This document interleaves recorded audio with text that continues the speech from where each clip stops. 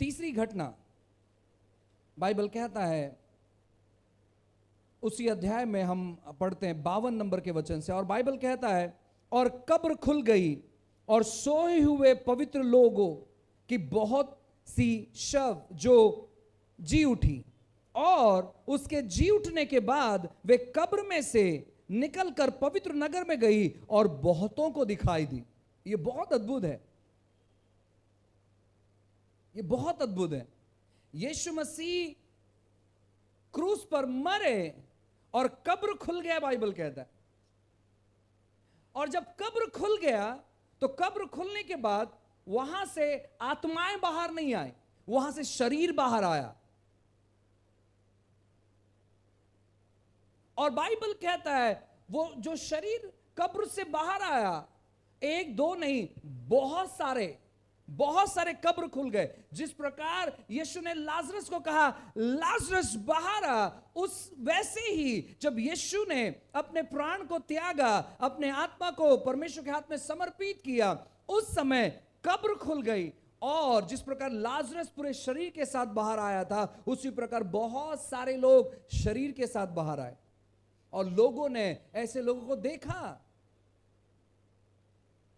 मैं जब यह पढ़ रहा था, मैं आश्चर्यचकित करने लगा, क्योंकि मैंने काफी बार इन चीजों को पढ़ा, लेकिन आज के सवेरे जब मैं इन वचन पर ध्यान कर रहा था, मैंने कहा वाह, कोई व्यक्ति लगभग 100 साल पहले मरा होगा, और लोगों ने उसको देखकर वो कितने आश्चर्य किए रहेंगे। अरे हमने इस व्यक्ति के बारे में सुना, किसने कहा होगा, इस व्यक्ति का फोटो हमारे घर पर लगा, ये तो मेरे दादाजी है, ये तो मेरे परदादा है। बहुत कुछ हुआ रहेगा वहां पर। यीशु मसीह जब क्रूस पर मरे, तब बाइबल कहता है कब्र खुल गई और बहुत सारे मुर्दे जो मरे हुए थे वे जिंदा हो गए। ऐसा इतिहास में कभी नहीं हुआ है, कभी नहीं हुआ है। बहुत सारे लोग मरे और उनको उनके पूर्वजों के साथ गाड़ा गया समाधि के नाम से। इस व्यक्ति ने समाधि ले लिया, लेकिन वो मर चुका है, और शायद वो वहीं पर अभी भी बने हुए हैं, उनकी हड्डियां वहीं पर गल गई हैं। लेकिन यीशु मसीह जब मरे, हालांकि वो तीसरे दिन जिंदे होंगे, लेकिन यहां पर जब वो मरे तब कब्र खुल गया और लोग जिंदा होना चालू हो गए। वाह! यीशु मसीह का मृत्यु लोगों को जिंदा करता है। यीशु मसीह का क्रूस पर जान देना जो लोग मरे हुए हैं उनको जिलाने का काम करता है। यह बहुत अद्भुत है। आपके परमेश्वर के बारे में गर्व कर सकते हैं। आप कह सकते हैं, आपको मालूम है हमारा परमेश्वर जब क्रूस पर मरा तो बहुत सारे मुर्दे जिंदा हो गए, ज़ॉम्बीज के तौर पर नहीं, इंसान के तौर पर। लाजरस जब बाहर आया वो सबको पहचानता था, वो अपने परिवार के साथ में रहने लगा। और सेम मैं विश्वास करता हूं ये लोग भी वैसे ही हो गए।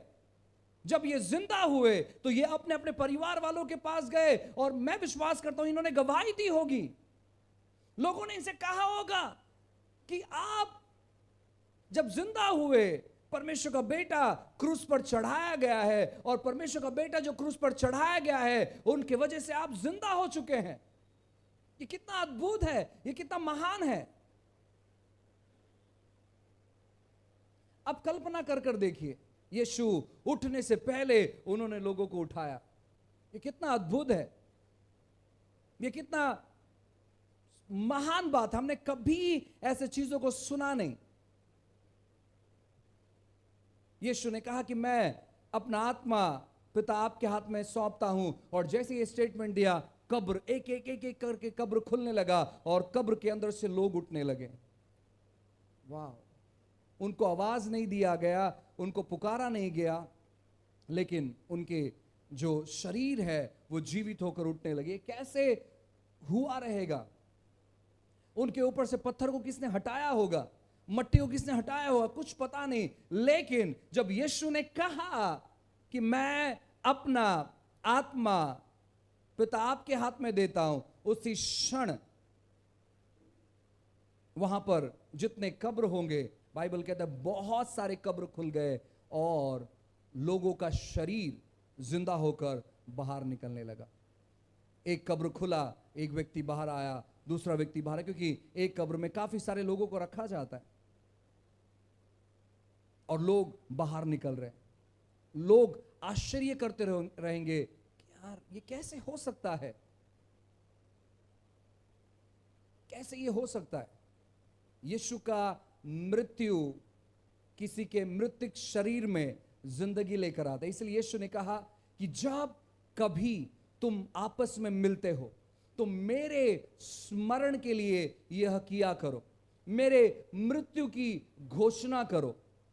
यीशु के मृत्यु की घोषणा बहुत सामर्थ्यशाली घोषणा है। यीशु के मृत्यु की घोषणा इस पृथ्वी पर सबसे सामर्थ्यशाली घोषणा है। अगर आपको लगता है आप किसी भूत प्रेत के साथ में रहते हैं, आप वहां पर यीशु के मृत्यु की जब घोषणा करना चालू करते हैं, उस भूत प्रेत को याद आ जाता है कि यीशु ने 2000 साल पहले उनके बॉस के साथ क्या किया था और वो आपको छोड़कर भागने लगते हैं। अगर आप समस्याओं के साथ जी रहे हैं, दुर्घटनाओं के साथ जी रहे हैं, परेशानियों के साथ जी रहे हैं, आप जब यीशु के मृत्यु की घोषणा करते हैं, आपको मैं कहना चाहता हूं ना, आत्मिक तौर पर कुछ बड़ा होने लगता है। यीशु की मृत्यु की घोषणा एक बहुत सामर्थ्यशाली घोषणा है, जहां पर शैतान को पता चलता है कि किस प्रकार यीशु मसीह ने 2000 साल पहले उनको हराया है। जब आप यीशु के मृत्यु की घोषणा करते हैं, शत्रु को मालूम पड़ जाता है कि अब मेरा एक भी नहीं चलने वाला है। मैंने जो रणनीति बनाया था परमेश्वर के पुत्र के बारे में, वो रणनीति मुझ पर ही उल्टा पड़ गया। अब मैं यहां पर नहीं रह सकता हूं। क्योंकि आप क्या करते मालूम है क्या? आप शत्रु को याद दिलाते हैं उसके साथ 2000 साल पहले क्या हुआ था। अगर आपके जीवन में जो दुर्घटना हुआ है, अगर आप उस दुर्घटना को अगर याद करेंगे तो आपको बहुत तकलीफ होगी। आप कहेंगे बहुत बुरा हुआ था मेरे साथ में। बाइबल कहता है पवित्र आत्मा के बारे में कि पवित्र आत्मा एक व्यक्ति है और वो खेदित होता है, उसे चोट लगता है। सेम चीज दुष्ट आत्माओं के साथ भी है। दुष्ट आत्मा भी एक व्यक्ति के समान है। जब उनको याद दिलाया जाता है 2000 साल पहले उनके साथ क्या हुआ था, वे डरने लगते हैं, वे परेशान होने लगते हैं। जब आप यीशु के मृत्यु की घोषणा करते हैं, जब हम प्रभु भोज में भाग लेते हैं और हम कहते हैं कि प्रभु ये आपका दिया है जो मेरे लिए तोड़ा गया था, आपकी घोषणा शत्रु सुनता है और उसको याद आता है कि क्रूस पर उसके साथ क्या हुआ था। जब यीशु मसीह क्रूस पर मरे, मैंने आपको कल बताया कि उन्होंने क्या किया, उन्होंने शत्रु को नीचे लाकर उसका खुल्लम खुला तमाशा बना दिया। और शैतान को याद आता है कि 2000 साल पहले यीशु मसीह ने उनका हालत बहुत बुरा कर दिया था और वे सारे दुष्ट शक्ति वो दूर भागने लगते हैं क्योंकि उनको याद आने लगता है। यीशु का मृत्यु आपके मृतिक शरीर में नई जिंदगी को लेकर आता है। इसलिए जब आप कभी प्रभु भोज लेते हैं, प्रभु भोज लेते समय अपने पापों के बारे में स्मरण मत करो।